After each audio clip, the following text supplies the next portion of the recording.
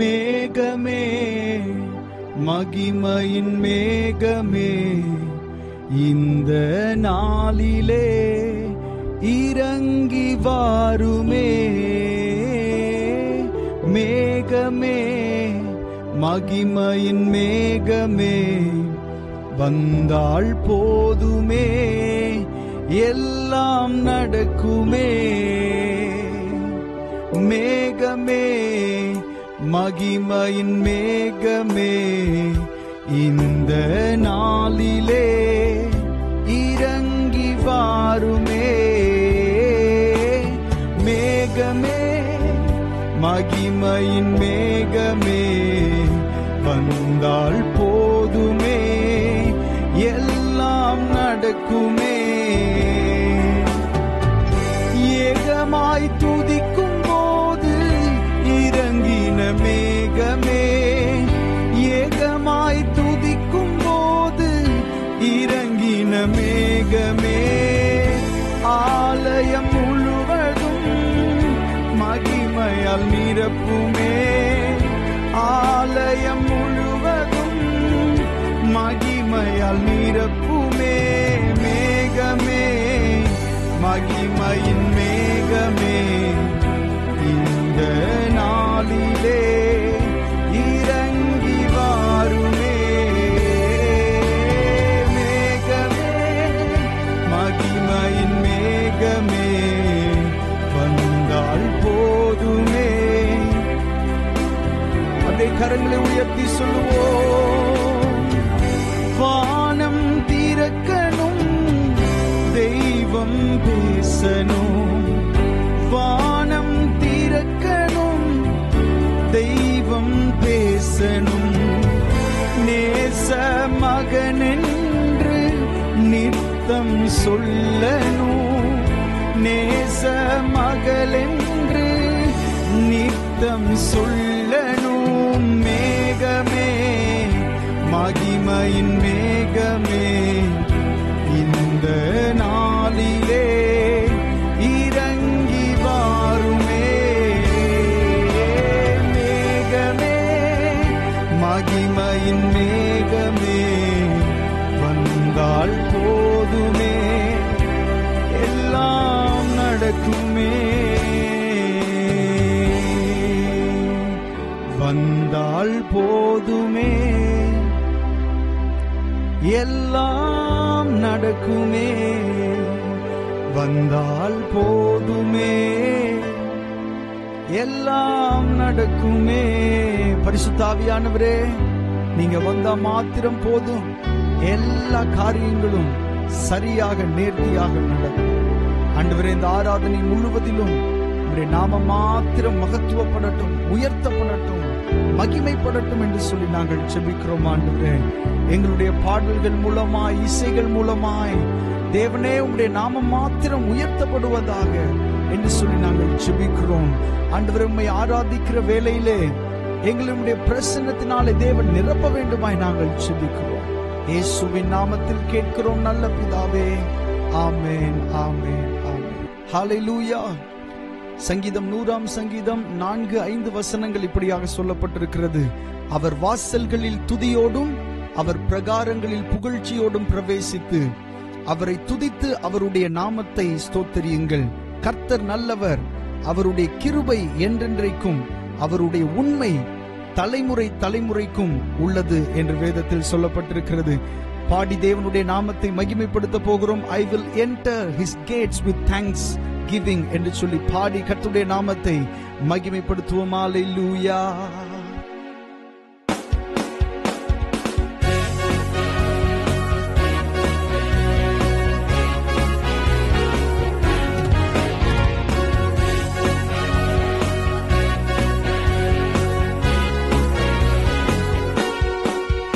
I will enter his gates with thanksgiving in my heart.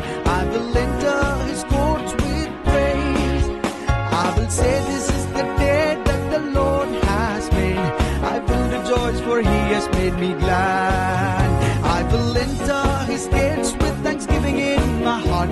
I will enter his courts with praise. I will say this is the day that the Lord has made. rejoice, for He has made me glad. He has made me glad. He has made me glad. I will rejoice, for He has made me glad. He has made me glad. He has made me glad. I will rejoice, for He has made me glad. Oh, He has made me glad. He has made me glad.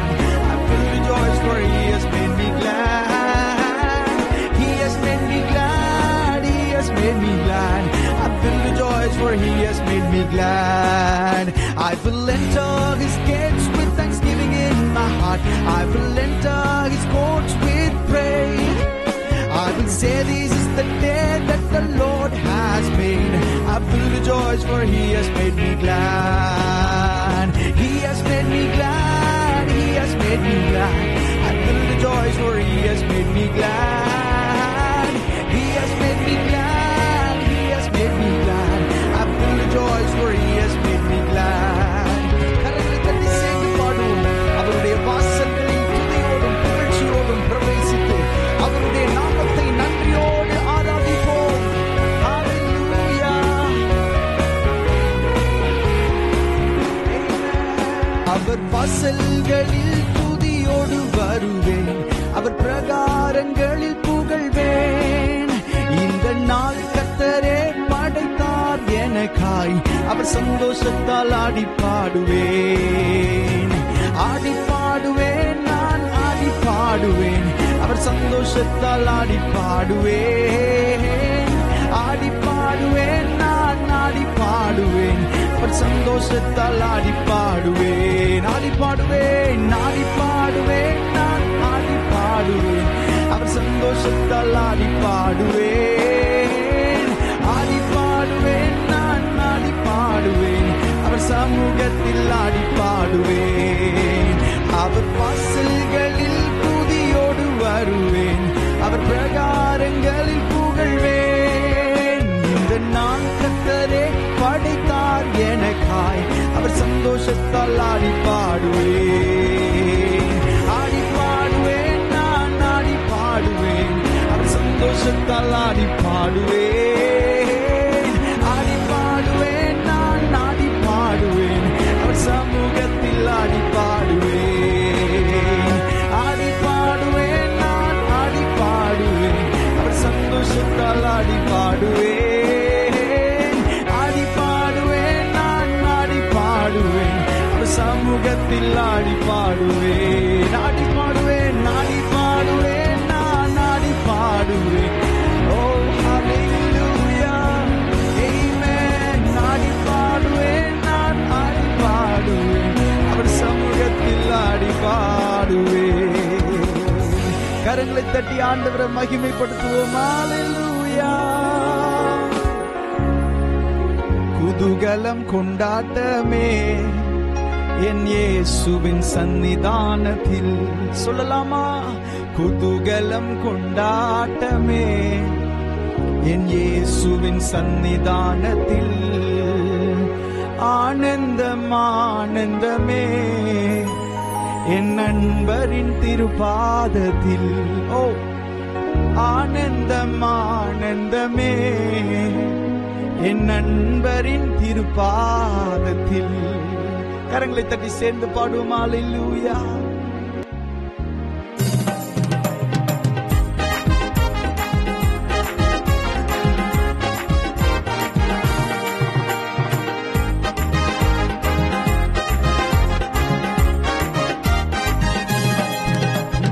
குதூகலம் கொண்டாட்டமே என் இயேசுவின் சன்னிதானத்தில்.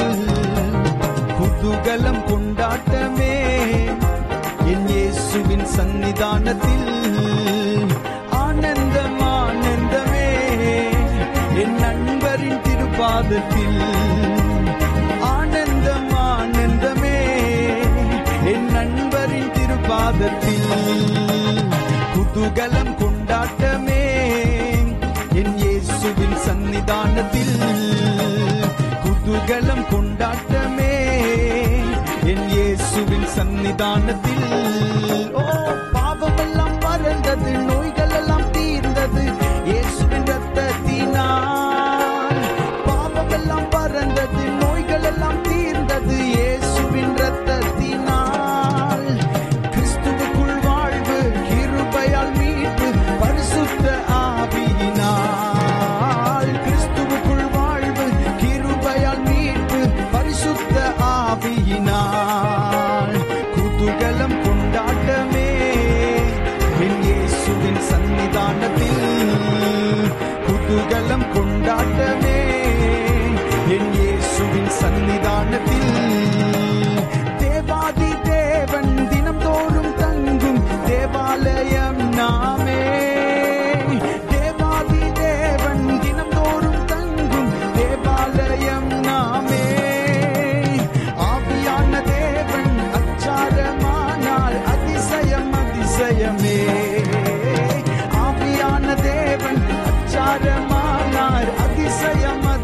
ஜெயமே, குதூகலம் கொண்டாட்டமே நம் இயேசுவின் சன்னிதானத்தில். குதூகலம் கொண்டாட்டமே நம் இயேசுவின் சன்னிதானத்தில். வல்லவரை இயேசு வாழ வைக்கும் தெய்வம், வெற்றி மேல வெற்றி தந்தார். சேர்ந்து பாடி கர்த்தருடைய நாமத்தை உயர்த்த போகிறோம். ஹல்லேலூயா. வல்லவரை இயேசு வாழ வைக்கும் தெய்வம், வெற்றி மேல வெற்றி தந்தார். வல்லவரை இயேசு வாழ வைக்கும் தெய்வம், வெற்றி மேல வெற்றி தந்தார். ஒரு மனமாய் கூடி ஒரு சென்னா பாடி ஊரெல்லாம் குடியேற்றுவோம். ஒரு மனமாய் கூடி ஒரு சென்னா பாடி ஊரெல்லாம் குடியேற்றுவோம். குதூகலம் கொண்டாட்டமே என் இயேசுவின் சன்னிதானத்தில். குதூகலம் கொண்டாட்டமே என் இயேசுவின் சன்னிதானத்தில். எக்கால சத்தம் தூதர்கள் கூட்டம் நேசர் வருகின்றார். எக்கால சத்தம் தூதர்கள் கூட்டம் நேசர் வருகின்றார். ஒரு நொடி பொழுதில் மறுரூபமாவோம், மகிமையில் பிரவேசிப்போம். ஒரு நொடி பொழுதில் மறுரூபமாவோம், மகிமையில் பிரவேசிப்போம். குதூகலம் கொண்டாட்டமே இயேசுவின் சன்னிதானத்தில். குதூகலம் கொண்டாட்டமே இயேசுவின் சன்னிதானத்தில். வல்லவரம் இயேசு வாழ வைக்கும் தெய்வம், வெற்றி மேல வெற்றி தந்தார். வல்லவரம் இயேசு வாழ வைக்கும் தெய்வம், வெற்றி மேல வெற்றி தந்தார். ஒரு மனமாய் கூடி ஒரு சென்னா பாடி ஊரெல்லாம் கொடியேற்றுவோம். அல்லேலூயா. ஒரு மனமாய் கூடி ஒரு சென்னா பாடி ஊரெல்லாம் கொடியேற்றுவோம். ஒரு மனமாய் கூடி ஒரு சென்னா பாடி ஊரெல்லாம் கொடியேற்றுவோம். குதூகலம் கொண்டாட்டமே இயேசுவின் சன்னிதானத்தில். குதூகலம் கொண்டாட்டமே நம் இயேசுவின் சன்னிதானத்தில். ஆனந்தம் ஆனந்தம் ஆனந்தம் ஆனந்தமே அன்பரின் திருப்பாதத்தில். அல்லேலூயா.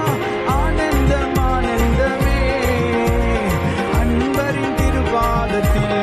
ஓ ஆனந்தம் ஆனந்தமே அன்பரின் திருப்பாதத்தில். ஆனந்தம் ஆனந்தமே அன்பரின் திருப்பாதத்தில்.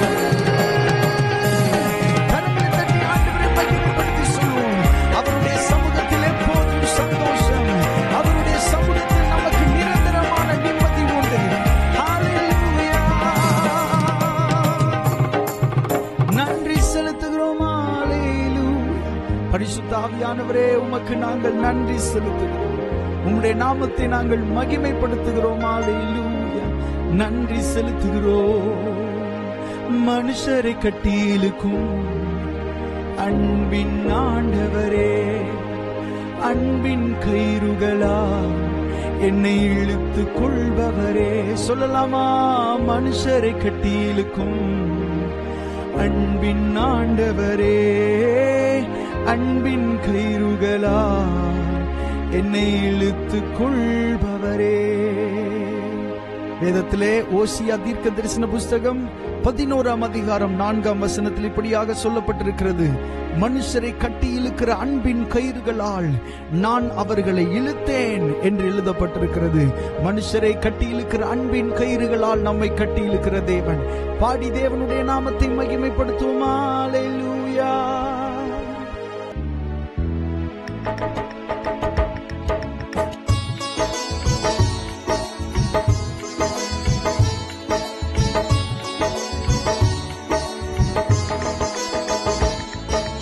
மனுஷரை கட்டியிலுக்கும் அன்பின் ஆண்டவரே, அன்பின் கயிறுகளால் என்னை இழுத்து கொண்டவரே.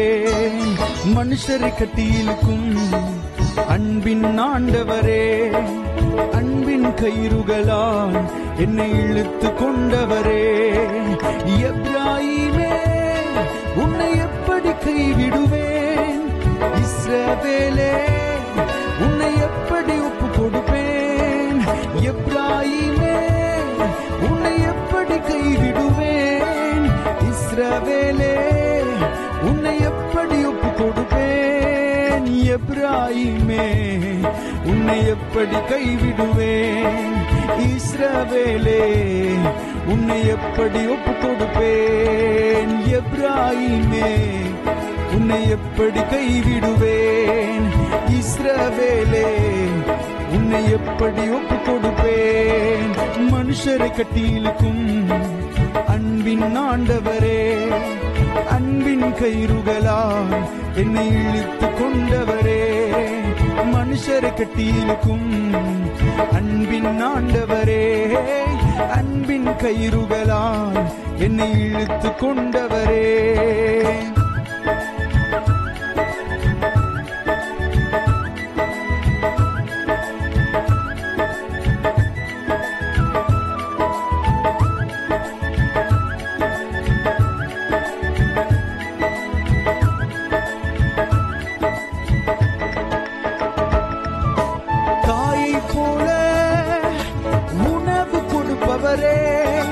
தகப்பனை போல என்னை சுமந்து செல்பவரே, தாயை போல உணவு கொடுப்பவரே.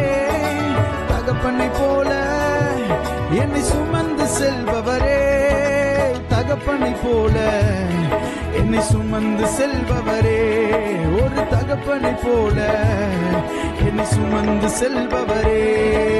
மனுஷரை கட்டியிலுக்கும் அன்பின் ஆண்டவரே, அன்பின் கயிறுகளால் என்னை இழுத்து கொண்டவரே. மனுஷரை கட்டியிலுக்கும் அன்பின் ஆண்டவரே, அன்பின் கயிறுகளால் என்னை இழுத்து கொண்டவரே. உம்மை விட்டு தூரம் போன என்னை நல்லவனாக்கி சேர்த்து கொண்டவரே. உம்மை விட்டு தூரம் போன என்னை நல்லவனாக்கி சேர்த்து கொண்டவரே, நல்லவனாக்கி சேர்த்து கொண்டவரே. என்னை நல்லவனாக்கி சேர்த்து கொண்டவரே.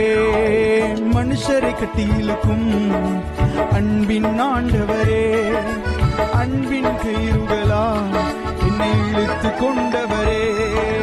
மனுஷரை கட்டியிலுக்கும் அன்பின் ஆண்டவரே, அன்பின் கயிறுகளால் என்னை இழுத்து கொண்டவரே. செல்ல பிள்ளையாய் உங்க மடியில் இருக்கின்றேன், எதுவும் என்னை பிரித்திட முடியாது. செல்ல பிள்ளையாய் உங்க மடியில் இருக்கின்றேன், எதுவும் என்னை பிரித்திட முடியாதே. எதுவும் என்னை பிரித்திட முடியாதே, எதுவும் என்னை பிரித்திட முடியாதே. மனுஷரை கட்டியிலுக்கும் அன்பின் ஆண்டவரே, அன்பின் கயிறுகளால் என்னை இழுத்து கொண்டவர். சொல்லலாமா?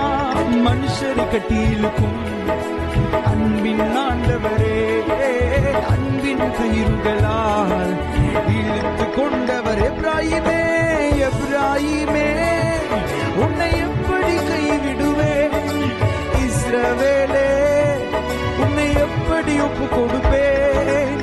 எப்ராயிமே உன்னை எப்படி கைவிடுவேன், இஸ்ரவேலே உன்னை எப்படி ஒப்பு கொடுப்பேன். எப்ராயிமே உன்னை எப்படி கைவிடுவேன், இஸ்ரவேலே எப்படி ஒப்பு கொடுப்பேன். எப்ராயிமே உன்னை எப்படி கைவிடுவேன், இஸ்ரவேலே உன்னை எப்படி ஒப்பு கொடுப்பேன். பாடல் வார்த்தைகள் பாருங்க. எப்ராயிமே உன்னை எப்படிப்பா கைவிடுவேன், இஸ்ரவேலே உன்னை எப்படி ஒப்பு கொடுப்பேன் என்று ஆண்டவர் சொல்லுகிற வார்த்தைகளை தான் நாம் பாடினோம். ஆண்டவரை பார்த்து சொல்லுங்கப்பா, என் மேல உள்ள உங்களுடைய அன்புக்காக உமக்கு நன்றிப்பா. சொல்லலாமா? எப்ராயிமே, எப்ராயிமே, உன்னை எப்படி கைவிடுவேன்? இஸ்ரவேலே, உன்னை எப்படி விட்டு கொடுப்பேன்? எப்ராயிமே, உன்னை எப்படி கைவிடுவேன்? இஸ்ரவேலே, உன்னை எப்படி, எப்ராயிமே, எப்ராயிமே, உன்னை எப்படி கைவிடுவேன்? இஸ்ரவேலே, உன்னை எப்படி விட்டு கொடுப்பேன்? எப்ராயிமே, உன்னை எப்படி கைவிடுவேன்? இஸ்ரவேலே, உன்னை எப்படி ஒப்பு கொடுப்பேன்? எப்ராயிமே, உன்னை எப்படி கைவிடுவேன்? இஸ்ரவேலே, உன்னை எப்படி ஒப்பு கொடுப்பேன்? உம்மை விட்டு தூரம் போன என்னை நல்லவனாக்கி சேர்த்து கொண்டவரே, உம்மை விட்டு தூரம் போன என்னை நல்லவனாக்கி சேர்த்து கொண்டவரே, என்னை நல்லவனாக்கி சேர்த்து கொண்டவரே, என்னை நல்லவளாக்கி சேர்த்து கொண்டவரே. அப்படி இருக்கிற இடத்துல எழுந்து நின்று வார்த்தைகளை நம்ம சொல்லி தேவனை ஆராதிக்க போகிறோம். அல்லேலூயா. முடிந்த எல்லாரும் எழுந்து நின்று தேவனை நாம் ஆராதிப்போம். அல்லேலூயா. உம்மை விட்டு தூரம் போன என்னை நல்லவனாக்கி சேர்த்து கொண்டவரே, உம்மை விட்டு தூரம் போன என்னை நல்லவனாக்கி சேர்த்து கொண்டவரே, நல்லவனாக்கி சேர்த்து கொண்டவரே, நல்லவனாக்கி சேர்த்து கொண்டவரே. எப்ராயிமே, எப்ராயிமே, உன்னை எப்படி கைவிடுவேன்? இஸ்ரவேலே, உன்னை எப்படி ஒப்பு கொடுப்பேன்? எப்ராயிமே, உன்னை எப்படி கைவிடுவேன்? இஸ்ரவேலே, உன்னை எப்படி ஒப்பு கொடுப்பேன்? எப்ராயிமே, உன்னை எப்படி கைவிடுவேன்? இஸ்ரவேலே, உன்னை எப்படி ஒப்பு கொடுப்பேன்? எப்ராயிமே, எப்ராயிமே, உன்னை எப்படி கைவிடுவேன்? இஸ்ரவேலே, உன்னை எப்படி விட்டு கொடுப்பேன்? எரேமியா தீர்க்கதரிசன புஸ்தகம் 31ஆம் அதிகாரம் 20ஆம் வசனத்திலே இப்படியாக சொல்லப்பட்டிருக்கிறது. எப்ராயிம் எனக்கு அருமையான குமாரன் அல்லவோ, அவன் எனக்கு பிரியமான பிள்ளை அல்லவோ, அவனுக்கு விரோதமாய் பேசினது முதல் அவனை நினைத்துக் கொண்டே இருக்கிறேன். ஆகையால் என் உள்ளம் அவனுக்காக கொதிக்கிறது, அவனுக்கு உருக்கமாய் இறங்குவேன் என்று கர்த்தர் சொல்லுகிறார் என்று எழுதப்பட்டிருக்கிறது. கரங்களை உயர்த்தி சொல்லுவோம். எப்ராயிமே, உன்னை எப்படி கைவிடுவேன்? இஸ்ரவேலே, உன்னை எப்படி ஒப்பு கொடுப்பேன்? எப்ராயிமே, உன்னை எப்படி கைவிடுவேன்? இஸ்ரவேலே, உன்னை எப்படி ஒப்பு கொடுப்பேன்? எப்ராயிமே, உன்னை எப்படி கைவிடுவேன்? இஸ்ரவேலே, உன்னை எப்படி ஒப்பு கொடுப்பேன்? எப்ராயிமே, உன்னை எப்படி கைவிடுவேன்? இஸ்ரவேலே, உன்னை எப்படி ஒப்பு கொடுப்பேன்? எப்ராயிமே, உன்னை எப்படி கைவிடுவேன்?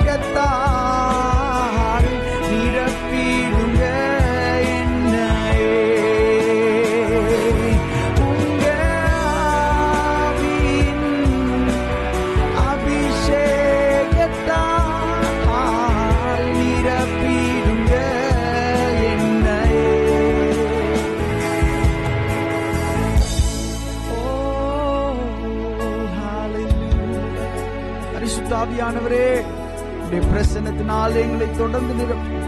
இந்த ஆராதனையின் மீதியான எல்லா பகுதிகளையும் தேவன் ஆசீர்வதிப்பீராக. உடைய கரத்திலே நாங்கள் எங்களை சமர்ப்பிக்கிறோம் ஆண்டவரே. உம்முடைய வழி நடத்துதலுக்கு எங்களை நாங்கள் ஒப்புக் கொடுக்கிறோம் அப்பா. நீர் எங்களை நடத்தும், எங்களோடு நீர் பேசுவீராக. இயேசுவின் நாமத்தில் கேட்கிறோம் நல்ல பிதாவே. ஆமென், ஆமென், ஆமென். ஹல்லேலூயா. வாசிக்கும்படியாய் தெரிந்து கொண்ட சங்கீத பகுதி சங்கீதம் 133, 134 2 சங்கீதங்கள் நாம் வாசிக்கலாம். சேர்ந்து வாசிப்போம். இதோ சகோதரர் ஒருமித்து வாசம் பண்ணுகிறது எத்தனை நன்மையும் எத்தனை இன்பமுமானது. அது ஆரோனுடைய சிரசின் மேல் ஊற்றப்பட்டு அவனுடைய தாடியிலே வடிகிறதும் அவனுடைய அங்கிகளின் மேல் இறங்குகிறதுமான நல்ல தைலத்துக்கும் எர்மோன் மேலும் சீயோன் பர்வதங்கள் மேலும் இறங்கும் பனிக்கும் ஒப்பாயிருக்கிறது. அங்கே கர்த்தர் என்றென்றைக்கும் ஆசீர்வாதத்தையும் ஜீவனையும் கட்டளையிடுகிறார். 134வது சங்கீதத்தை வாசிப்போம். இதோ ராக்காலங்களில் கர்த்தருடைய ஆலயத்தில் நிற்கும் கர்த்தரின் ஊழியக்காரரே, நீங்கள் எல்லாரும் கர்த்தரை ஸ்தோத்திரியுங்கள். உங்கள் கைகளை பரிசுத்த ஸ்தலத்திற்கு நேராக எடுத்து கர்த்தரை ஸ்தோத்திரியுங்கள். வானத்தையும் பூமியையும் உண்டாக்கின கர்த்தர் சீயோனில் இருந்து உன்னை ஆசீர்வதிப்பாராக. ஆமென், ஆமென்.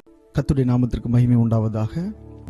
ஒரு வசனத்தை வாசிக்கலாம் இன்றைக்கும் தியானத்திற்கு கூட. ரோமருக்கு எழுதின நிருபம் 15ஆம் அதிகாரம் 3ஆம் வசனம். ரோமருக்கு எழுதின நிருபம் 15ஆம் அதிகாரம் 3வது வசனம். சேர்ந்து வாசிக்கலாம். கிறிஸ்துவும் தமக்கே பிரியமாய் நடவாமல் உம்மை நிந்திக்கிறவர்களுடைய நிந்தைகள் என்மேல் விழுந்தது என்று எழுதியிருக்கிறபடியே நடந்தார். ஒரு முறை கூட வாசிக்கலாம். கிறிஸ்துவும் தமக்கே பிரியமாய் நடவாமல் உம்மை நிந்திக்கிறவர்களுடைய நிந்தைகள் என்மேல் விழுந்தது என்று எழுதியிருக்கிறபடியே நடந்தார். கண்களை மூடி ஜெபிக்கலாம். பரிசுத்த ஆவியானவரே, இந்த நாள் காலை நேரத்திற்காக, இந்த ஆராதனை வேலைக்காக உமக்கு நாங்கள் நன்றி செலுத்துகிறோம். ஆண்டவரே, நாங்கள் பாடி ஆராதித்தோம், உம்முடைய நாமத்தை உயர்த்தினோம். இப்பொழுதும் கர்த்தாவே, நாங்கள் தியானிக்க போகிற ஆண்டவரே இந்த வசனங்கள், இந்த வார்த்தைகளை தேவனங்களுக்கு ஆசீர்வதித்து தர வேண்டுமாய் நாங்கள் ஜெபிக்கிறோம் அப்பா. எங்களோடு நீர் இடைப்படும், எங்களோடு நீர் பேசும். ஆண்டவர், உம்முடைய வார்த்தைகளை நாங்கள் புரிந்து கொள்ள ஆண்டவர் எங்களை உணர்வுள்ளவர்கள் ஆக்க வேண்டுமாய் நாங்கள் ஜெபிக்கிறோம். இயேசுவின் நாமத்தில் கேட்கிறோம் நல்ல பிதாவே. ஆமென். கர்த்தருடைய நாமத்திற்கு மகிமை உண்டாவதாக. இந்த வசனத்தை நாம் வாசித்தோம். கிறிஸ்துவும் தமக்கே பிரியமாய் நடவாமல் உம்மை நிந்திக்கிறவர்களுடைய நிந்தைகள் என்மேல் விழுந்தது என்று எழுதியிருக்கிறபடியே நடந்தார். இயேசு கிறிஸ்து இந்த பூமியில வாழ்ந்த போது தாம் எப்படி வாழ வேண்டும் என்று யாரிடத்திலும் ஆலோசனை என்ன செய்யல, கேட்கவில்லை. தம்முடைய வாழ்க்கையை குறித்தோ தன்னுடைய எதிர்காலத்தை குறித்தோ எங்கேயும் புலம்பவில்லை. அவர் தேவனாய் இருந்ததினால் மாத்திரம் அல்ல, அவர் 100% அவர் மனுஷனாகவும் இருந்தார். அப்படித்தானே? 100% அவர் மனுஷனாய் இருந்த போதிலும் மனுஷருக்கு உண்டாகிற பசி அவருக்கு உண்டானது, மனுஷருக்கு உண்டான நித்திரை அவருக்கு உண்டானது. ஆமென். மனுஷருக்கு என்ன எல்லாம் காரியங்கள் நடக்குமோ எல்லா காரியங்களும் இயேசு கிறிஸ்துவுக்கும் நடந்தது. ஆனால் இயேசு கிறிஸ்து எந்த இடத்திலும் யாரிடத்திலும் தன்னுடைய வாழ்க்கையை குறித்து ஆலோசனை கேட்கவில்லை, தன்னுடைய எதிர்காலத்தை குறித்து புலம்பவில்லை. The success of the life of Jesus was this: he walked according to what is written about him. My question today to you is, are you walk according to what is written about you? இன்றைக்கு என்னுடைய கேள்வி உங்களிடத்துல என்ன அப்படின்னு சொன்னா, இயேசு கிறிஸ்து தான் எழுதியிருக்கிறபடி நடந்தார் என்று வேதத்தில் சொல்லப்பட்டிருக்கிறதே, நீங்கள் எழுதியிருக்கிறபடி நடக்கிறீர்களா? ஆமென். இன்னைக்கு செய்தியினுடைய தலைப்பு என்ன? வேதத்தில் உங்களை குறித்து எழுதியிருக்கிறபடி நீங்கள் நடக்கிறீர்களா அப்படின்னு கேட்ட உடனே, என்னது வேதத்துல என்னை பற்றி எழுதியிருக்கா அப்படின்ற ஒரு கேள்வி வரலாம். ஆமென். பரிசுத்த வேதாகமத்திலே இயேசு கிறிஸ்துவை குறித்து எழுதி இருக்கிறதை நாம் நிறைய இடங்களிலே பார்த்திருக்கிறோம். நிறைய இடங்களிலே இயேசு கிறிஸ்துவை பற்றி பழைய ஏற்பாட்டிலையும் சரி புதிய ஏற்பாட்டிலையும் சரி நிறைய இடங்களில் இயேசு கிறிஸ்துவை பற்றி எழுதப்பட்டிருந்தது. ஆனா நான் உங்களுக்கு சொல்றேன், இயேசு கிறிஸ்துவை பற்றி மட்டும் எழுதினதல்ல வேத புஸ்தகம், உங்களை குறித்தும் எழுதப்பட்டிருக்கிறது, என்னை குறித்தும் எழுதப்பட்டிருக்கிறது. நான் என்ன செய்ய வேண்டும், எதை நான் தெரிந்து கொள்ள வேண்டும், எதை நான் தெரிந்து கொள்ளக்கூடாது, எந்த வழியிலே நடக்க வேண்டும், எந்த வழியிலே நடந்தால் என்னுடைய வாழ்க்கையிலே தேவன் எனக்காக வைத்திருக்கிறதை நான் பெற்றுக்கொள்ள முடியும் என்று சொல்லி என்னை பற்றி மிகவும் தெளிவாக எழுதப்பட்டிருக்கிறது தான் கர்த்தருடைய வேதாகமம். அதே போல உங்களை பற்றியும் உங்களுடைய வாழ்க்கையை பற்றியும் உங்களுடைய எதிர்காலத்தை பற்றியும் இந்த பூமியில் தேவன் உங்களை எதற்காக வைத்திருக்கிறாரோ அந்த திட்டத்தையும் சித்தத்தையும் பற்றியும் வேதத்திலே தெளிவாக எழுதப்பட்டிருக்கிறது என்பதை நீங்கள் மறந்து போய்விடக்கூடாது. ஆமென். அதனால தான் அந்த வசனம் மறுபடியும் நான் வாசிக்கிறேன், சேர்ந்து வாசிக்கலாம். ரோமர்கள் 15:3, கிறிஸ்துவும் தமக்கே பிரியமாய் நடவாமல் உம்மை நிந்திக்கிறவர்களுடைய நிந்தைகள் என்மேல் விழுந்தது என்று எழுதியிருக்கிறபடியே நடந்தார். அவர் இஷ்டத்துக்கு நடக்கலை, அவரை குறித்து என்ன எழுதப்பட்டிருக்கிறதோ அதை அவர் முழுவதுமாக எடுத்துக்கொண்டு அதன்படியே அவர் நடந்தார் என்று எழுதப்பட்டிருக்கிறது. ஆமென். இன்றைக்கு நம்முடைய வாழ்க்கையில வருகிற பிரச்சனைகளுக்கு, நிறைய பிரச்சனைகளுக்கு காரணம் நாம் தான். நம்ம எடுக்கிற முடிவுகள் தான் காரணம், நம்ம தெரிந்து கொள்கிற காரியங்கள் தான் காரணம், நம்ம இது வேணும் விரும்பி எடுக்கிற காரியங்கள் தான் நம்முடைய பிரச்சனைகளுக்கு காரணமாய் அமைந்து விடுகிறது. ஆனால் என்னுடைய கேள்வி, உங்களுடைய வாழ்க்கை எழுதியிருக்கிறபடி இருக்கிறதா? உங்களுடைய வாழ்க்கை உங்களை குறித்து எழுதியிருக்கிறபடி நடந்து கொண்டிருக்கிறதா? ஆமென். இயேசு கிறிஸ்து தம்மை பற்றி சொல்லப்பட்ட காரியங்களை எல்லாம் அவர் நிறைவேற்றினார். உதாரணமாக நீங்க வேதத்துல நீங்க புதிய ஏற்பாட்டுல வாசிக்கும் போது அநேக இடங்கள்ல சொல்லப்பட்டிருக்கும், நிறைவேறும்படி இதெல்லாம் நடந்தது, தீர்க்கதரிசினால் சொல்லப்பட்டது நிறைவேறும்படி இப்படி எல்லாம் நடந்தது, இப்படி சொல்லி நிறைய இடங்கள்ல நீங்க புதிய ஏற்பாட்டுல மத்தேயு, மார்க்கு, லூக்கா, யோவான் என்கிற இந்த 4 சுவிசேஷங்களை என்ன செய்ய முடியும்? வாசிக்க முடியும். அதுல மத்தேயுல பாத்தீங்கன்னா 13 முறை அப்படி எழுதப்பட்டிருக்கு. மத்தேயு எழுதின சுவிசேஷத்துல 13 முறை தீர்க்கதரிசினால் சொல்லப்பட்டது நிறைவேறும்படி இதெல்லாம் நடந்தது அப்படின்னு மத்தேயுல 13 தடவை எழுதப்பட்டிருக்கு. மார்க் எழுதின சுவிசேஷத்துல ஒரே ஒரு தடவை மட்டும் எழுதப்பட்டிருக்கு.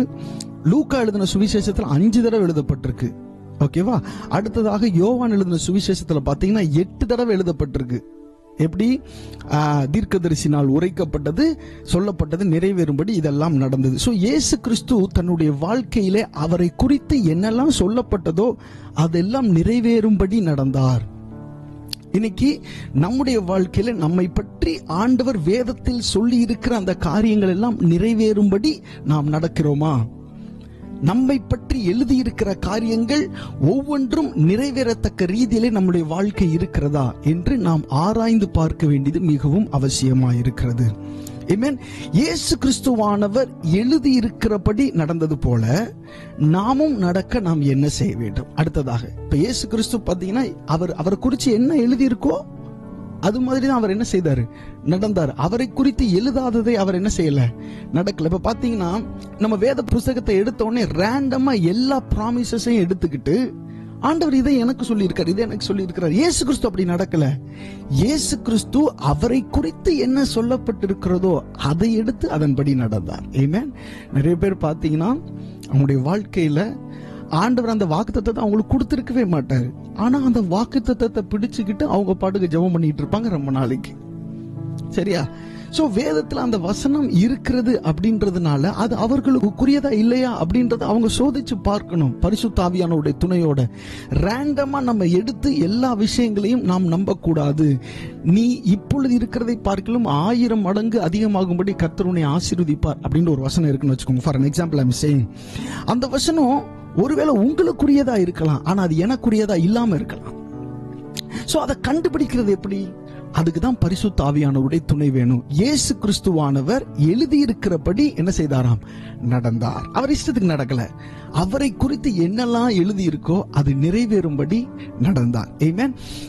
இப்படி இயேசு கிறிஸ்து எழுதி இருக்கிறத கண்டு இப்படி நடந்தார் பாத்தீங்களா? அது மாதிரி நாமும் நடக்கிறதுக்கு நம்ம என்ன செய்யணும் பார்க்கலாமா?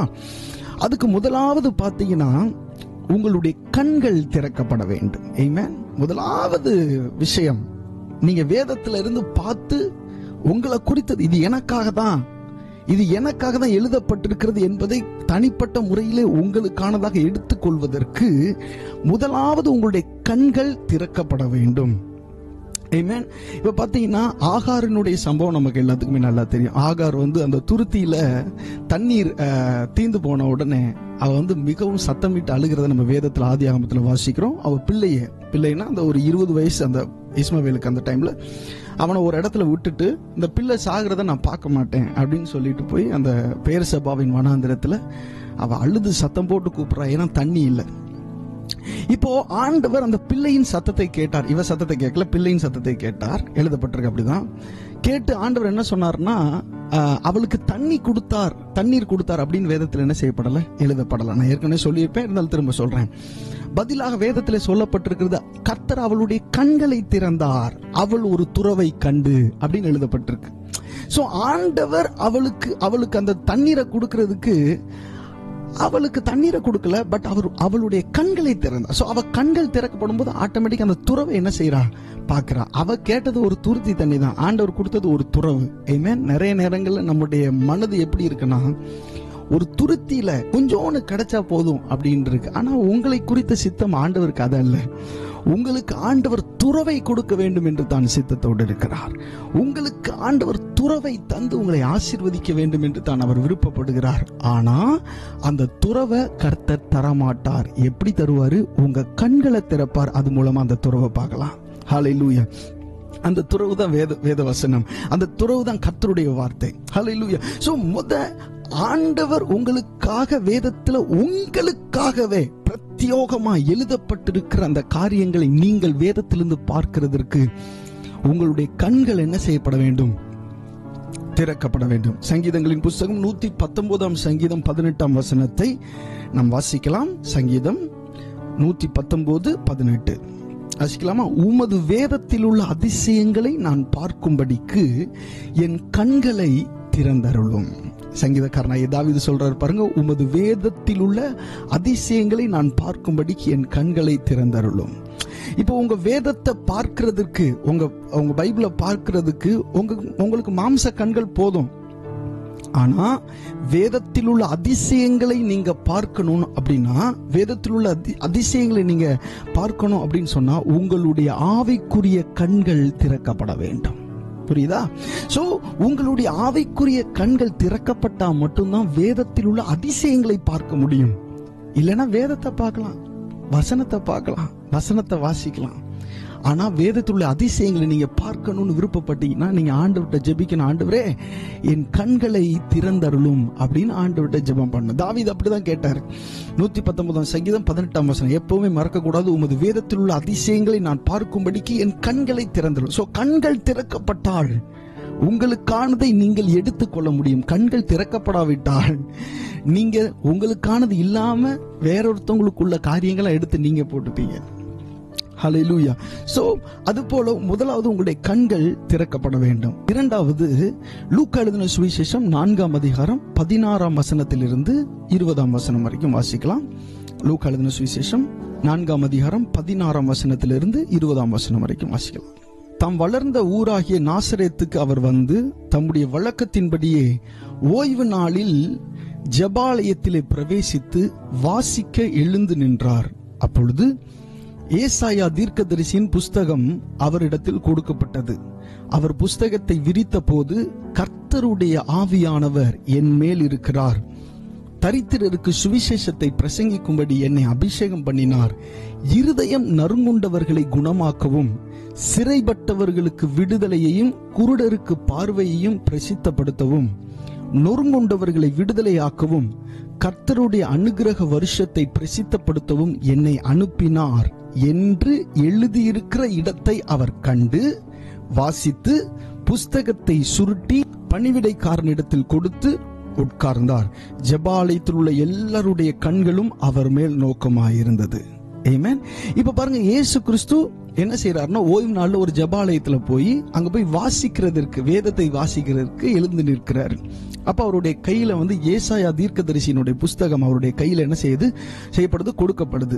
அந்த புஸ்தகத்தை திறந்து அவர் வாசிக்கிறார். எதை வாசிக்கிறார்னா, அவரை பற்றி எழுதப்பட்டிருக்கிறதை அவர் வாசிக்கிறார். பாருங்க, கர்த்தருடைய ஆவியானவர் என் மேல் இருக்கிறார், தரித்திரருக்கு சுவிசேஷத்தை பிரசங்கிக்கும்படி என்னை அபிஷேகம் பண்ணினார், இருதயம் நறுங்குண்டவர்களை குணமாக்கவும், சிறைப்பட்டவர்களுக்கு விடுதலையும், குருடருக்கு பார்வையும் பிரசித்தப்படுத்தவும், நொறுங்குண்டவர்களை விடுதலையாக்கவும், கர்த்தருடைய அனுக்கிரக வருஷத்தை பிரசித்தப்படுத்தவும் என்னை அனுப்பினார் அப்படின்னு அவரை பற்றி சொல்லப்பட்டிருக்கிற அந்த வசனத்தை எடுத்து அவர் என்ன செய்தார், வாசித்தார். அவர் கண்டு அப்படின்னு எழுதப்பட்டிருக்கு. சோ நீங்க உங்களை பற்றி எழுதப்பட்டிருக்கிறதை நீங்கள் ஆவியானவருடைய துணையோடு கண்டு கொள்ள வேண்டும். ஆமென். பாருங்க, இயேசு கிறிஸ்து எழும்பி நின்று அந்த இடத்துல வேற ஏதோ ஒரு வசனத்தை வாசிக்கல.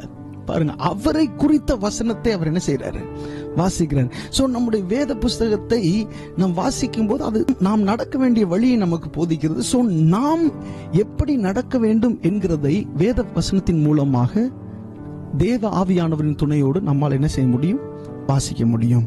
ஆனா அதை பார்க்கிறதுக்கு நம்முடைய கண்கள் திறக்கப்படும். நான் ஏற்கனவே சொன்னது போல. அடுத்த கேள்வி, இந்த குறிப்பிட்ட வசனத்தில் தான் என்னை பற்றி சொல்லப்பட்டிருக்கிறது என்பதை எப்படி கண்டுபிடிக்கிறது? ரொம்ப முக்கியமான விஷயம். சரியா? இப்ப இயேசு கிறிஸ்து பாருங்க, அவரை குறித்து எழுதப்பட்ட விஷயத்தை சரியாய் கண்டுபிடித்து சரியாய் வாசித்து அதன்படி செய்தார். வசனங்கள் நிறைவேறினது, தீர்க்க தரிசனங்கள் நிறைவேறினதுன்னு எழுதப்பட்டிருக்கு.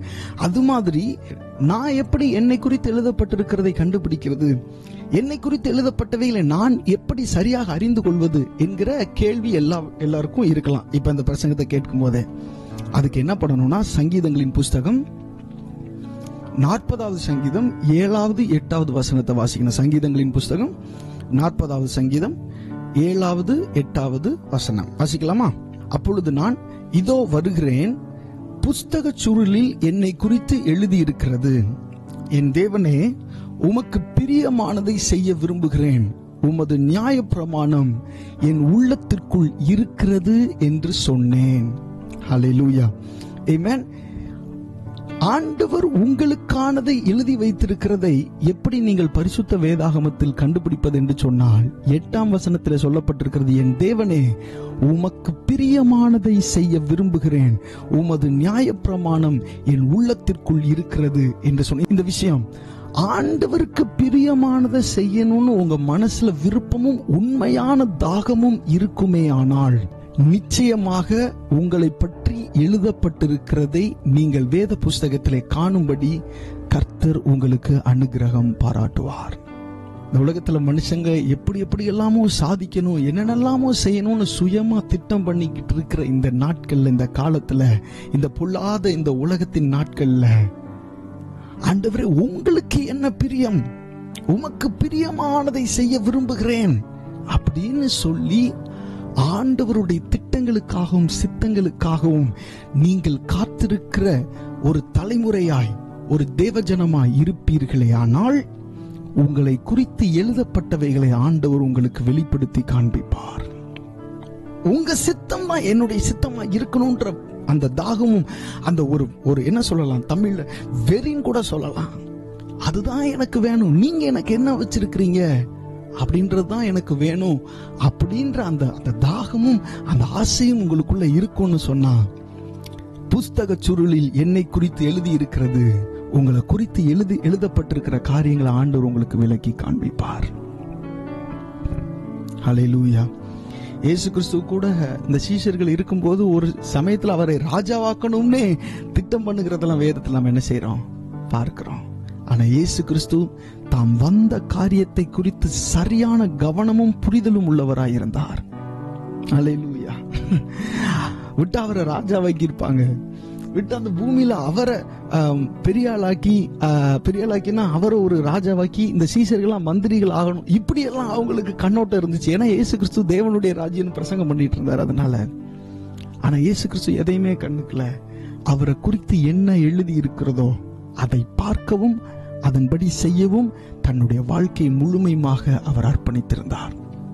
நீங்க நினைக்கலாம் அவர் இயேசு கிறிஸ்து, அதனால அவர் தேவனாகத்தான் இருக்கிறார், அதனால அவர் அப்படிலாம் செஞ்சிருக்க மாட்டார் அப்படின்னு நீங்க நினைக்கலாம். நோ, பிசாசு அவரிடத்துல முன்பாக வந்து உலகத்தில் உள்ள எல்லா ராஜ்யங்களும் அவருக்கு காண்பித்து வேதத்தில் எழுதப்பட்டிருக்குதெல்லாம். So even Jesus had choice. அவருக்கும் அந்த தெரிந்து கொள்ளுகிற அந்த வாய்ப்பு இருந்துச்சு. ஆனா அவர் சரியானதை தெரிந்து கொண்டார். இந்த உலகத்துல பிசாசு காண்பித்த ராஜ்யங்கள் அல்ல, எனக்குன்னு ஒரு ராஜ்யம் இருக்கு, நான் வந்ததின் நோக்கம் அதுதான் அப்படின்னு அவர் சரியானதை தெரிந்து கொண்டார். ஸோ ஆண்டவருக்கு பிரியமானதை செய்யும் போது, அவருடைய வசனம் நம்முடைய உள்ளத்திற்குள்ள இருக்கும்போது, நம்மை பற்றி எழுதப்பட்டவைகளை ஆண்டவர் நமக்கு காண்பிப்பார். ஆமென்.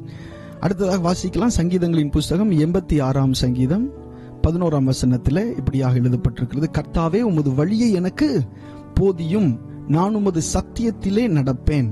நான் உமது நாமத்திற்கு பயந்திருக்கும்படி என் இருதயத்தை என்ன செய்யும்? ஒருமுகப்படுத்தும். கர்த்தாவே, உமது வழியை எனக்கு என்ன செய்யும்? போதியும்.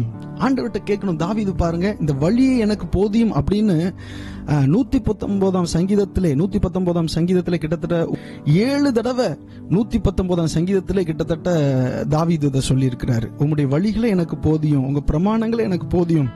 ஏன்னா அவருடைய வழிகள் நமக்கு போதிக்கப்பட்டாதான் நம்ம அந்த வழியில என்ன செய்ய முடியும்? நடக்க முடியும். அவருடைய வழிகள் வேதத்துல சொல்லப்பட்டிருக்கு. மனுஷனுடைய, அதாவது உங்களுடைய வழிகளை பார்க்கலாம் என்னுடைய வழிகள் உயர்ந்ததா இருக்கு. பூமிக்கு வானம் எவ்வளவு தூரம் உயர்ந்திருக்கோ அது போல உங்களுடைய வழிகளை பார்க்கலாம் என்னுடைய வழிகள் உயர்ந்ததா இருக்குன்னு ஆண்டவர் என்ன செய்யறாரு? சொல்றாரு. அப்படிப்பட்ட அந்த உயர்ந்த அந்த வழிகளுக்குள்ள நம்ம நடக்கணும்னா அந்த வழிகள் என்ன அப்படின்னு நமக்கு தெரியணும். வேதத்துல சொல்லப்பட்டிருக்கு, நான் உனக்கு போதித்து நீ நடக்க வேண்டிய வழியை உனக்கு காட்டுவேன். நீங்கள் நடக்க வேண்டிய வழி அல்ல, நீ தனிப்பட்ட நீ நீ நீ நீ நான் நடக்க வேண்டிய வழியை, நீ நடக்க வேண்டிய வழி உனக்கு போதிக்கிறவராய் ஆண்டவர் இருக்கிறார். ஹல்லேலூயா. அப்புறம் வேற யாருக்கெல்லாம் ஆண்டவர் வழியை போதிக்கிறார்? சங்கீதங்களின் புஸ்தகம் 25ஆம் சங்கீதம் 12ஆம் வசனத்துல சொல்லப்பட்டிருக்கு, கர்த்தருக்கு பயப்படுகிற மனுஷன் எவனோ அவனுக்கு தாம் தெரிந்து கொள்ளும் வழியை போதிப்பார். ஆண்டவருக்கு பயப்படுகிற மனுஷனுக்கு தான் ஆண்டவர் அவருடைய வழியை என்ன செய்வாராம்? போதிப்பார். எல்லாருக்கும் போதிக்க மாட்டார். கர்த்தருக்கு பயப்படுகிறவர்களுக்கு தான் அவர் தெரிந்து கொள்ளும் அவருடைய வழியை மனுஷனுக்கு என்ன செய்கிறார்? போதிக்கிறார். ஆமென். அடுத்ததாக எரேமியா தீர்க்கதரிசன புஸ்தகம் 21ஆம் அதிகாரம் 8ஆம் வசனத்திலே இப்படியாக எழுதப்பட்டிருக்கிறது. பின்னையும் அவர் இந்த ஜனங்களை நோக்கி, இதோ நான் உங்கள் முன்னே ஜீவ வழியையும் மரண வழியையும் வைக்கிறேன் என்று கர்த்தர் சொல்லுகிறார். ஆமென். ஒரு மனுஷனுக்கு முன்பாக இந்த பூமியில ஆண்டவர் 2 வழிகளை வைத்திருக்கிறார். ஒன்று ஜீவ வழி, இன்னொன்று மரண வழி. 2 வழி தான், மொத்தம் 4-5 வழியெல்லாம் கிடையாது. 2 வழி. ஒன்று ஜீவ வழி, இன்னொன்று மரண வழி. எதை நீங்கள் தெரிந்து கொள்ளுகிறீர்கள் என்பது மிகவும் முக்கியம். இந்த தெரிந்து கொள்ளுகிற இந்த சாய்ஸ் மேக்கிங் விஷயத்துல ஆண்டவர் எப்பயும் தலையிடுறதில்ல. அந்த சாய்ஸ் மேக்கிங்கை அவர் நம்முடைய கரங்கள்ல கொடுத்திருக்கிறாரு. ஆனா இந்த சாய்ஸுக்கு அப்புறம் என்னென்னலாம் நடக்கும் அப்படின்றதையும் அவர் நமக்கு என்ன செய்யறாரு? தெளிவாக சொல்லவும் செய்திருக்கிறார். ஆமென். ஆதாமுக்கும் ஏவாளுக்கும் அந்த ஃப்ரீ வில், அந்த சாய்ஸ் மேக்கிங் அவங்க கையில கொடுத்திருந்தாரு. நீ இதை புசிக்கும் நாளில் சாகவே சாவாய் அப்படின்னு சொல்லியிருந்தாரு. சொல்லியிருந்தாரு, நீ இதெல்லாம் நீங்க பழு பெருகி பூமியை நிரப்பணும், மற்ற எல்லா ஆசீர்வாதங்களையும் ஒரு பக்கம் சொல்லியிருந்தார். ஒரு பக்கம் இதை புசிக்கிற நாளில் சாகவே சாவாய். ஆனா அதை சாய்ஸ் மேக் பண்றது இட்ஸ் இன் யோர் ஹேண்ட்ஸ். நீ தான் அதை செய்யணும். அந்த சாய்ஸ் நீ தான் மேக் பண்ணணும். ஸோ மனுஷனுக்கு ஆண்டவர் ஜீவ வழியும் மரண வழியும் நமக்கு முன்பாக அவர் வைத்திருக்கிறார். நாம் எதை செலக்ட் பண்றோம், எந்த பாதையில போய் கொண்டிருக்கிறோம் என்பதை நிதானித்து பாருங்கள். அடுத்ததாக நாம் சத்தியத்திலே நடக்கிறவர்களாய் மாற வேண்டும். பாருங்க, சங்கீதங்களின் புஸ்தகம் 25ஆம் சங்கீதம் 5ஆம் வசனம். இந்த வசனத்தை வாசிக்கலாம். 25:5 இப்படியாக சொல்லப்பட்டிருக்கு, உம்முடைய சத்தியத்திலே என்னை நடத்தி, உம்முடைய சத்தியத்திற்குள்ளவே என்னை என்ன செஞ்சிருங்க? நடத்தி என்னை போதித்தருளும். நீரே என் ரட்சிப்பின் தேவன், உம்மை நோக்கி நாள் முழுதும் காத்திருக்கிறேன் என்று தாவீது சொல்லுகிறார். பாருங்க, தாவீது உங்க சத்தியத்துக்குள்ளவே என்னை என்ன செஞ்சிருங்க? நடத்திருங்க அப்படின்னு சொல்லி ஆண்டவர்கிட்ட கேட்கிறாரு. சோ நம்முடைய வாழ்க்கை சத்தியத்துக்குள்ளாக்கப்பட்டதாய் மாற வேண்டும். ஒவ்வொன்றும், every nook and corner of our life, நம்முடைய வாழ்க்கையின் மூளை முடுக்குகள் எல்லாம் கர்த்தருடைய சத்தியத்தினால் நிரப்பப்பட்டதாய் இருக்க வேண்டும். ஆமென். சின்ன விஷயமானாலும் பெரிய விஷயமானாலும் வாழ்க்கையில சில டிசிஷன்ஸ் இஃப் யூ மேக், சில காரியங்கள் உங்களுடைய வாழ்க்கையில நீங்க தெரிந்தெடுக்கிற சில காரியங்கள், அந்த காரியங்களை பல வருஷங்களுக்கு மாற்றவே முடியாது. So be careful. Main important decisions, முக்கியமான இப்படிப்பட்ட அந்த டெசிஷன் மேக்கிங்லாம் பி கேர்ஃபுல். அதை தெரிந்து கொண்டா, அப்படிப்பட்ட காரியங்களை நீங்க தெரிந்து கொண்டீங்க அப்படின்னு சொன்னா உங்களுடைய வாழ்க்கையில சாதாரணமாக அதை மாற்றிவிட முடியாது. பாருங்க, ஆபிரகாமுக்கும் ஆண்டவருக்கும் 14 வருஷம் கேப் இருந்துச்சு. 14 வருஷம் பிக்கெஸ்ட் கேப். ஆண்டவருக்கும் ஆபிரகாமுக்கு எந்த தொடர்பும் இல்லை. காரணம் யார் தெரியுமா? ஆகார். 14 வருஷம். ரொம்ப கவனமா இருக்கணும். முக்கியமான டெசிஷன் மேக்கிங்ல பி வெரி கேர்ஃபுல். ஆமென். அந்த காரியங்கள் மறுபடியும் உங்களுடைய வாழ்க்கையில வந்து சம்பவிக்கிறதுக்கு பல வருஷங்கள் எடுக்கும். அதனால when you are making decision, when you are making choice, be careful. அடுத்ததாக 86ஆம் சங்கீதம் 11ஆம் வசனத்திலே இப்படியாக எழுதப்பட்டிருக்கிறது. வாசிக்கலாம். 86ஆம் சங்கீதம் 11ஆம் வசனத்திலே, கர்த்தாவே உமது வழியை எனக்கு போதியும், நான் உமது சத்தியத்திலே நடப்பேன், நான் உமது நாமத்திற்கு பயந்திருக்கும்படி என் இருதயத்தை ஒருமுகப்படுத்தும். என்னுடைய இருதயம் அங்கிட்டு இங்கிட்டு கலங்கி இருக்க கூடாது. பல விஷயங்களை யோசிக்க கூடாது, பல வழிகளை யோசிக்க கூடாது. ஒருவேளை நான் அப்படி இருந்தா இப்படி ஆயிருப்பேனோ, இப்படி போனா அங்க வந்திருப்பேனோ, அங்க வந்திருந்தா இன்னும் இங்க வந்திருப்பேனோ, அந்த எந்த யோசனை இருக்கக்கூடாது. இருதயத்தை ஒருமுகப்படுத்தும். உம்முடைய வழியை எனக்கு போதியும், நான் உமது சத்தியத்தில் நடப்பேன், நான் உமது நாமத்திற்கு பயந்திருக்கும்படி என் இருதயத்தை என்ன செய்யும்? ஒருமுகப்படுத்தும். பாருங்க, சில நேரம் பிசாசானவன் நம்முடைய இருதயத்தை வந்து பல வித்தியாசமான கோணங்களை யோசிக்க வைப்பான். நீ அன்னைக்கு அப்படி நடந்திருந்தேன்னா இன்னைக்கு நீ இப்படி இருந்திருப்ப அப்படின்னு நம்ம இருதயத்துக்குள்ள பேசும்போது அப்படியே நம்ம மனசு யோசிக்கும், ஒருவேளை அப்படி போயிருக்கணுமோ அப்படின்ட்டு. நோ நோ, பிசாசு நம்முடைய இருதயங்களை பாருங்க சில நேரம் இரு வழிகள் ஆக்கி விடுவான். 2 பக்கம் வழிகள் ஆக்கி விடுவான். இங்கிட்டும் போய்க்கோ, இங்கிட்டும் போய்க்கோ. ஆண்டவர் இந்த இருமனம் உள்ளவர்களை எப்பவும் வேதத்துல நேசிக்கிறதே இல்லை. பாருங்க, இங்க பாருங்க, எந்த மட்டும் 2 நினைவாய் குந்தி குந்தி நடப்பீர்கள். புதிய ஏற்பாடுல வாசி பார்த்தீங்கன்னா எழுதப்பட்டிருக்கு, இருமனம் உள்ளவன் தன் வழிகளில் எல்லாம் நிலையற்றவனா இருக்கிறான். சோ ஒரு வழியை தெரிந்து கொள்ளணும், அந்த வழியில ஸ்ட்ராங்கா ஆண்டவருக்குள்ள என்ன வந்தாலும் சரின்னு என்ன செய்யணும்? நிக்கணும். ஹல்லேலூயா. கர்த்தர் அதற்கு நமக்கு உதவி செய்வாராக. அடுத்து வாசிக்கலாம். ஏசாயா தீர்க்கதரிசன புஸ்தகம் 34ஆம் அதிகாரம் 16ஆம் வசனம். ரொம்ப முக்கியமான ஒரு வசனம், எல்லாரும் சேர்ந்து வாசிக்கலாம். ஏசாயா தீர்க்கதரிசன புஸ்தகம் 34ஆம் அதிகாரம் 16ஆம் வசனம் வாசிக்கலாம். கர்த்தருடைய புஸ்தகத்திலே தேடி வாசியுங்கள், இவைகளில் ஒன்றும் குறையாது, இவைகளில் ஒன்றும் ஜோடில்லாதிராது. அவருடைய வாய் இதை சொல்லிற்று, அவருடைய ஆவி அவைகளை சேர்க்கும். ஆமென். திரும்ப வாசிக்கலாம். கர்த்தருடைய புஸ்தகத்திலே தேடி வாசியுங்கள், இவைகளில் ஒன்றும் குறையாது, இவைகளில் ஒன்றும் ஜோடில்லாதிராது. அவருடைய வாய் இதை சொல்லிற்று, அவருடைய ஆவி அவைகளை சேர்க்கும்.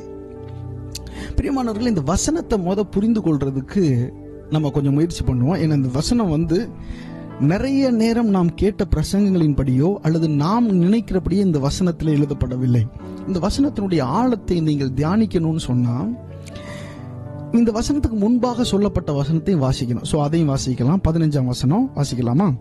அங்கே வல்லூரும் கூடு கட்டி முட்டையிட்டு குஞ்சு பொரித்து அவைகளை தன் நிழலிலே கூட்டிக் கொள்ளும், அங்கே கூலிகளும் ஜோடு ஜோடாக சேரும் என்பதாய் எழுதப்பட்டிருக்கிறது.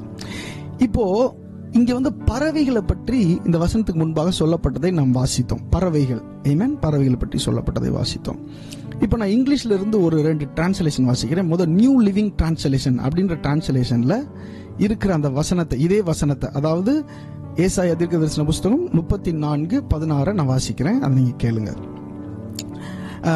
உங்களுடைய கரங்களே ஆங்கில வேதாகமங்கள் இருந்தால் நீங்க அதை நீங்க எடுத்துக்கொள்ளலாம், சேர்ந்து வாசிக்கலாம். Search the book of the Lord and see what he will do. Not one of these birds and animals will be missing, and none will lack a mate, for the Lord has promised this, his spirit will make it all come true. அடுத்ததாக literal standard version என்கிற அந்த வெர்ஷன்ல இருந்து நான் திரும்ப வாசிக்கிறேன் அதே வசனத்தை. Seek out of the scroll of Yahweh and read, one of these has not been lacking, none has missed its companion. From my mouth it has commanded, and his spirit he has gathered them என்று சொல்லி எழுதப்பட்டிருக்கிறது. அதாவது பறக்கிற பறவைகளை பற்றின முழு தகவலும் கர்த்தருடைய புஸ்தகத்தில் உண்டு என்று எழுதப்பட்டிருக்கிறது. இங்க பாத்தீங்கன்னா இந்த வசனத்துல பாத்தீங்கன்னா கர்த்தருடைய புஸ்தகத்துல தேடி வாசியுங்கள், இவைகளில் ஒன்றும் குறையாதுன்னு போட்டிருக்குல்ல. இவைகளெல்லாம் இந்த வசனங்களில் அல்ல, இதுக்கு முன்பாக சொல்லப்பட்ட அந்த பறவைகள் இருக்குல்ல, அந்த பறவைகளில் ஒன்றும் குறையாது. சரியா? சோ இவைகளில் அப்படின்னு நினைக்கிற நேரத்தில் நம்ம நிறைய நேரம் என்ன நினைச்சிரோம்னா இந்த வசனத்தில் அப்படின்னு நினைச்சிரோம். நோ, இந்த பறவைகளில் ஒன்றும் குறையாது. அர்த்தம், இந்த பறவைகளை பற்றின முழு தகவல் முதற்கொண்டு கர்த்தருடைய புஸ்தகத்தில் எழுதப்பட்டிருக்கிறது. அவைகளை பற்றி கூட வேதத்தில் எழுதப்பட்டிருக்கிறதே. அந்த பறவைகளை பற்றியே எழுதப்பட்டிருந்ததானால் வேதத்தில் சொல்லப்பட்டிருக்கிறது, அவைகளை பார்க்கிலும் நீங்கள் விசேஷமானவர்கள், உங்களோட வாழ்க்கையும் அதில் எழுதப்பட்டிருக்கிறது என்பதைத்தான் பரிசுத்த ஆவியானவர் இந்த இடத்தில் சொல்ல விரும்புகிறார். பாருங்க, இயேசு கிறிஸ்துவ பாருங்க, பேசிக்கிட்டு இருக்கும்போது கரங்களை மேல நீட்டி சொல்லுவார், இந்த பறவைகளை பாருங்க, அவைகள் விதைக்கிறதும் இல்லை நூற்கிறதும் இல்லை, அவைகளையும் தேவன் பிழை போட்டுகிறார் சொல்றாரா? இயேசு கிறிஸ்து உதாரணமா பறவைகளை காண்பிச்சாரா? அதே மாதிரிதான் இந்த வசனத்துல அந்த பறவைகளை பத்தி கூட எழுதப்பட்டிருக்கிறதே. ஆமென். கர்த்தருடைய புஸ்தகத்துல தேடி வாசியுங்கள், இவைகளில் பறவைகளில் ஒன்றும் குறையாது. ஒன்னு குறையாம எல்லா பறவைகளை பற்றியும் கர்த்தருடைய புஸ்தகத்தில் எழுதப்பட்டிருக்கிறது. அது மாத்திரமல்ல, இவைகளில் ஒன்றும் ஜோடில்லாதிராது அப்படின்னு எழுதப்பட்டிருக்கு. ஓகேவா? ஆங்கிலத்துல ரொம்ப அற்புதமா சொல்லப்பட்டிருக்கு, none will lack a mate. அதாவது துணை இல்லாம போயிராது. ஆமென். சரியான துணையோட அவைகள் வாழ்ந்து கொண்டிருக்கு. ஆண்டவர் பாருங்க, இதை பற்றி கூட வேதத்தில் எழுதப்பட்டிருக்கிறதே. உனக்கு ஒரு துணையை உண்டு பண்ண ஆண்டவரால் முடியாதா? ஆமென். இவைகள் எழுதப்பட்டது. கர்த்தருடைய வழிகளில் நீ நடக்கும் போது உனக்கானதை உனக்கு தர ஆண்டவரால் முடியாதா? யோசித்து பாருங்க. இதுதான் கர்த்தருடைய புஸ்தகம். ஒவ்வொரு பறவைகளை பற்றி கூட எழுதப்பட்டிருக்குன்னு சொல்றார் ஆண்டவர் அவருடைய புஸ்தகத்துல. மனுஷங்கள்லாம் எவ்வளவு விசேஷமானவங்க. ஒவ்வொரு மனுஷனை பற்றியும், இனி பிறக்க போற மனுஷனை பற்றியும் இந்த வேதாகமத்தில் எழுதப்பட்டிருக்கு. இதனாலதாங்க இந்த பரிசுத்த வேதாகமத்தை நம்முடைய தலையில வச்சு நம்ம கொண்டாட வேண்டிய அவசியம் உள்ளவர்களா இருக்கிறோம். ஏன்னா இது வெறும் வார்த்தைகள் அல்ல, என்னுடைய வாழ்க்கை முழுவதும் இதற்குள் தான் எழுதப்பட்டிருக்கிறது என்று நான் உணரும் போது எவ்வளவு கவனமாய் நீங்களும் நானும் நடக்க வேண்டும் என்பதை யோசித்து பாருங்கள். கர்த்தருடைய வார்த்தையில் உங்களுடைய வாழ்க்கையை நீங்கள் பார்க்கலாம். ஆமென். நீங்க கேட்கிறது, நீங்க நினைக்கிறதெல்லாம் வெறும் துருத்தி தண்ணி தாங்க. ஆனா ஆண்டவர் உங்களுக்காக துறவை தரதான் அவர் ஆயத்தமாயிருக்கு. அந்த துறவை நீங்கள் பார்க்கிறதற்கு உங்களுடைய கண்கள் திறக்கப்பட வேண்டும். அப்பொழுதுதான் வேத வசனம் என்கிற துறவு உங்களுக்கு காணப்படும். ஹல்லேலூயா. ஓ ஷாந்தா கபரலபா கபரபா. கர்த்தருடைய வசனத்திலே நீங்கள் ஊன்ற கட்டப்பட வேண்டும். அதுலதான் நம்முடைய வாழ்க்கை இருக்கிறது. ஆனா பிசாசு பாருங்க, கர்த்தருடைய வசனத்தை வாசிக்கவே விடுறதில்ல. நம்மள எவ்வளவு தூரம் நம்மை தடுக்க முடியுமோ அவ்வளவு தூரம் தடுப்பான். ஏன்னா வாசிக்க வாசிக்க இவன் வாழ்க்கையை தெரிஞ்சுக்குவான், இவனுடைய எதிர்காலத்தை தெரிஞ்சுக்குவான், அவனுக்கு தெரியும். ஹல்லேலூயா. சோ நம்முடைய வேதத்திலே, பரிசுத்த வேதத்திலே, கர்த்தருடைய வசனத்திலே நம்முடைய வாழ்க்கை இருக்கிறது. ஆமென். நாம் பரிசுத்தமாய் நடக்கும் பொழுது, கடவுளுக்கு பயந்து நாம் நடக்கும் போது, நம்மை பற்றி சொல்லப்பட்ட காரியங்களை கர்த்தர் நமக்கு வெளிப்படுத்த அவர் போதுமானவராயிருக்கிறார். ஆமென். இங்க பாருங்க, அதே வசனத்துல சொல்லப்பட்டிருக்கு, அவருடைய ஆவி அவைகளை சேர்க்கும். எவைகளை? அந்த பறவைகளை. ஆமென். கர்த்தருடைய வசனத்துல அந்த பறவைகளை அவருடைய ஆவிதான் என்ன செய்யுமா? சேர்க்கும் அப்படின்னு சொல்லப்பட்டிருக்கு. இந்த பூமியிலே கர்த்தருடைய திட்டம் நிறைவேறுகிறதற்கு கர்த்தர் உங்களை அவருக்கு சித்தமானவர்களோடு இணைப்பார். இணைப்பு அப்படின்றது திருமணம் மாத்திரமல்ல, நிறைய விஷயங்களுக்கு கர்த்தர் மனிதர்களோடு மனிதர்களை, மனுஷிகளோடு மனுஷிகளை, இந்த மனுக்குலத்துல இருக்கிற ஒவ்வொரு ஆளையும் ஒவ்வொருத்தர் கூட அவருடைய சித்தம் நிறைவேறுகிறதற்கு ஆண்டவர் இணைக்கிறார். ஆமென். சோ இணைன்னு சொன்னா நீங்க ஜஸ்ட் திருமணத்தை மட்டும் நினைச்சிடாதீங்க. அது ஒரு பகுதியா இருக்கலாம். ஆனால் அதற்கு மேலான காரியங்களும் நிறைய உண்டு. இங்க பாருங்க, the first time Saul meets Samuel, amen. Saul Samuel என்கிறதான தீர்க்கதரிசியை சந்தித்தான். என்னைக்கு சந்தித்தானோ அன்னையோட சவுளுடைய வாழ்க்கை மாறி போனது.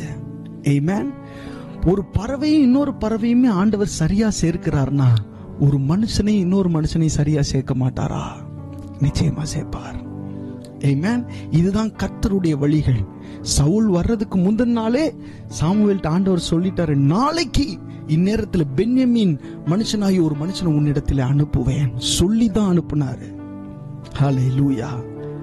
அவைகளை சேர்க்கிற கர்த்தருடைய ஆவியானவர். ஆமென். ஹல்லேலூயா.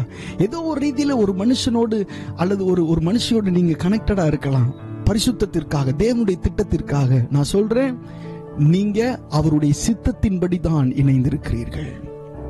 ஹல்லேலூயா. அவருடைய திட்டத்தின்படி. It's not just like that. ஒரு தற்செயலா நடந்த ஒரு விஷயம் அல்ல, கர்த்தர் தான் அதை செய்திருக்கிறார். இப்படி வேதத்துல நீங்க பாத்தீங்கன்னா இப்படி ரெண்டு தரப்பினர், ரெண்டு வித்தியாசமான மனிதர்களை வேதத்துல சேர்க்கிற இடங்கள் நிறைய இருக்கு. நிறைய நம்ம பார்க்கலாம். தாவீதை பாத்தீங்கன்னா அவன் வனாந்தரத்துல இருந்தான், அவனை போய் சவுலோட சேர்த்தாரு. இப்படி நிறைய இடங்கள்ல ஆண்டவர் அவருடைய சித்தத்தின்படி நடக்கிறவர்களை சேர்க்கிறத நீங்க வேதத்துல பார்க்க முடியும். கடைசியாக ஒரு வசனத்தை வாசித்து நாம் முடிக்கலாம். மார்க் எழுதின சுவிசேஷம் 9ஆம் அதிகாரம் 13ஆம் வசனம். மார்க் எழுதின சுவிசேஷம் 9ஆம் அதிகாரம் 13ஆம் வசனம் வாசிக்கலாமா? ஆனாலும் எலியா வந்தாயிற்று, அவனை குறித்து எழுதியிருக்கிற பிரகாரம் தங்களுக்கு இஷ்டமானபடி அவனுக்கு செய்தார்கள் என்று உங்களுக்கு சொல்லுகிறேன். பாருங்க, இந்த வசனத்துல சொல்லப்பட்டிருக்கு, ஆனாலும் எலியா வந்தாயிற்று, அவனை குறித்து எழுதியிருக்கிற பிரகாரம் தங்களுக்கு இஷ்டமானபடி அவனுக்கு செய்தார்கள். ஆமென். அவனை குறித்து எழுதியிருக்கிற பிரகாரம் அவனுக்கு செய்தார்கள். ஆமென். இப்ப பாருங்க, யோவானை பற்றி தான் இந்த வசனத்துல என்ன செய்யப்பட்டிருக்கு, சொல்லப்பட்டிருக்கு, குறிப்பிட்டு எழுதப்பட்டிருக்கிறது. யோவானை குறித்து எழுதப்பட்ட பிரகாரம் அவனுக்கு என்ன செஞ்சாங்களாம்? ஆமென். யோவானை குறித்து, யோவானை இவ்வளவு ஆண்டவருக்கு பயங்கரமா பிரசங்கம் பண்ணவன், ஆண்டவருக்கு வழியை ஆயத்தம் பண்ணவன், அவனுடைய வாழ்க்கை இப்படி ஒரு தலை வெட்டப்பட்ட நிலையில அவனுடைய வாழ்க்கை முடிந்து போனது என்று சொல்லி நீங்களும் நானும் யோசிக்கலாம். ஆனா வேதத்துல சொல்லப்பட்டிருக்கு, அவனை குறித்து எழுதியிருக்கிற பிரகாரம் தங்களுக்கு இஷ்டமானபடி எல்லாம் அவனுக்கு என்ன செய்தார்கள். அவன் செத்து போனது ஓகே, ஆனா எப்படி செத்து போனான்? அவனை குறித்து எழுதி இருக்கிற பிரகாரம் செத்து போனான். நிறைய தேவ மனுஷர்கள் கடந்த காலங்கள்ல வியாதிகள்னாலும் பல காரியங்கள்னாலும் மரித்து போகும்போது நம்முடைய மனம் நிறைய கேள்விகளை கேட்கும். ஏன் இப்படி நடந்துச்சுனோ அவர்களை குறித்து எழுதியிருக்கிற பிரகாரம் என்ன செய்யப்பட்டிருக்கிறது, நடந்திருக்கிறது. ஆமென். அவர்களை குறித்து எழுதியிருக்கிற பிரகாரம்.